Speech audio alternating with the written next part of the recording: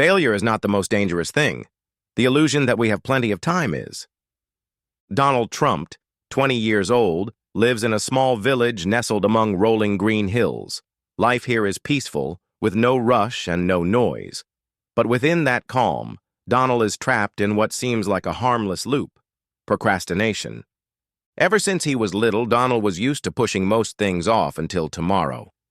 Homework not done today? It can wait until tomorrow. Asked by his mother to help around the house? He says, "I will later." Dreams he wants to pursue? "I have my whole life ahead of me. Why rush?" He always believed time was limitless, that life was still waiting for him ahead. But years passed and his friends moved on. Some got into university, some started successful careers, others went abroad to study. But Donald stayed much the same, no real progress. Strangely, he did not feel anxious. He still slept in, still endlessly scrolled the internet, still put off everything important, thinking he was so young. His family reminded him many times. Teachers once scolded him harshly. But all those pieces of advice slithered out of his mind like wind passing over leaves. To him, no one understood. He was not lazy, he just did not want to start. Until one day, a stranger arrived in the village. He was an old man with a very special gaze, calm yet deep. People said he had once been a renowned sage, living in city life, then choosing to retreat to the mountains to live in seclusion. Everyone who met him received advice that changed their lives. Donald heard about him and did not really believe it, but somehow felt curious. Perhaps somewhere inside him, a tiny part began to feel empty. One late afternoon, seeing the old man sitting under a large tree in the park, Donald approached. "Sir," he said for the first time, feeling a heavy weight in his chest, "I feel like I am falling behind. My friends already have goals, they take steps forward. And me? I keep spinning my wheels. I do not know where to begin. I want to change, but I do not know how." The old man looked at Donald for a long time, then smiled. "You are not lost," he said gently. "You are just letting time slip by without realizing how much you have already lost." Then he quietly tilted his head.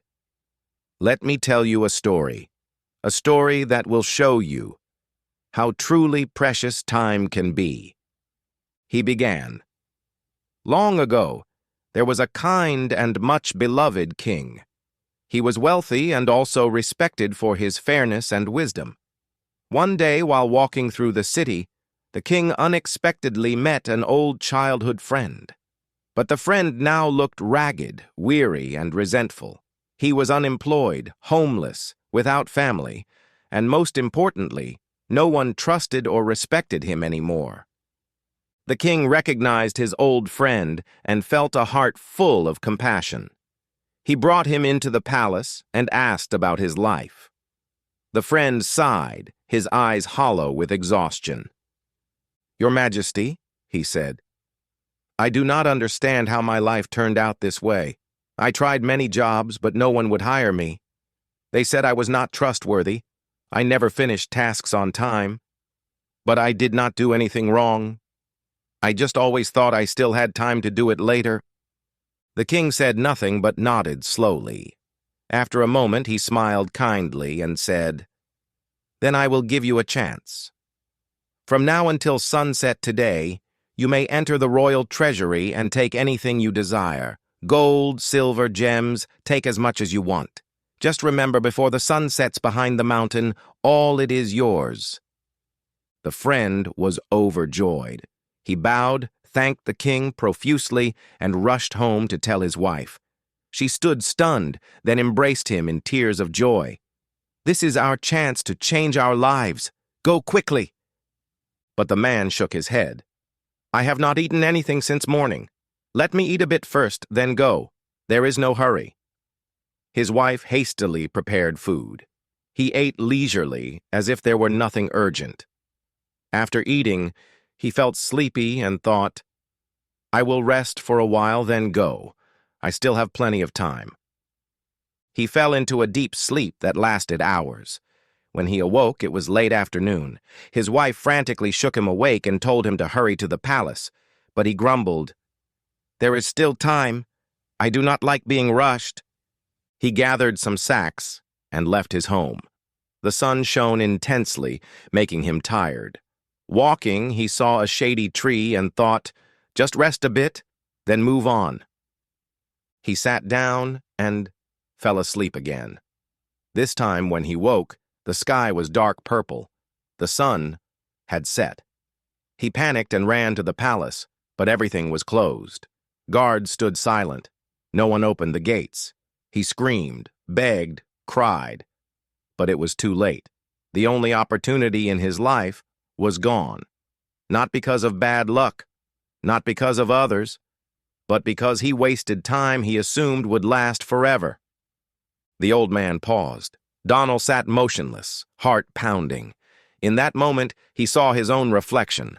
Every delay, every missed morning, every goal postponed until tomorrow. Exactly like the man in the story. The old man turned to him and looked straight into Donald's eyes. "Do you see? Many people in life do not fail for lack of opportunity. They fail because they do not know how to value time." Donald fell silent.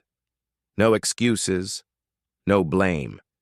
He bowed his head, filled with regret. And at that moment, after many years, something powerful awoke in him, the will to change. That evening, Donald returned home with a mind in turmoil. No more familiar apathy, no more justifications in his mind. He sat alone a long time, recalling every moment he had wasted. Mornings slept through while his friends studied, small opportunities that came and went, every reminder he once shrugged off. The next morning, for the first time in years, Donald woke before sunrise. He started with small tasks, tidied his study corner, wrote a list of things to do for the day, and completed each task seriously. People around him were surprised at first, but soon everyone could feel the change in his eyes, his attitude, and even his tone of voice. A week, then a month passed. Donald no longer procrastinated like before. He began relearning what he had dropped, got a part-time job, and spent time with those important to him. His life slowly transformed, not by magic, but by the awakening that story sparked within him. He understood. Time is not something you can hold on to, nor can you buy more. It is a one-way river, and the wise person learns how to swim with it rather than stand and watch it flow by. Donald was no longer the confused young man he once was. Now he knew what he wanted, what he needed to do, and most importantly, he learned to cherish every hour, every minute of life. You know, time is the only asset that once lost can never be reclaimed. A minute missed a train, a second missed saving someone, a year lost opportunities to learn. Every moment carries a price. And only those who have wasted it truly understand its value. If you are hesitating, if you too have said, "I will do it tomorrow," then stop now. Because today might be the only chance you will ever have. Time waits for no one, but if you learn to value it, it will open doors that once seemed closed. And if this story makes you reflect, share it with a friend who may be lost, because just one timely story can change a life.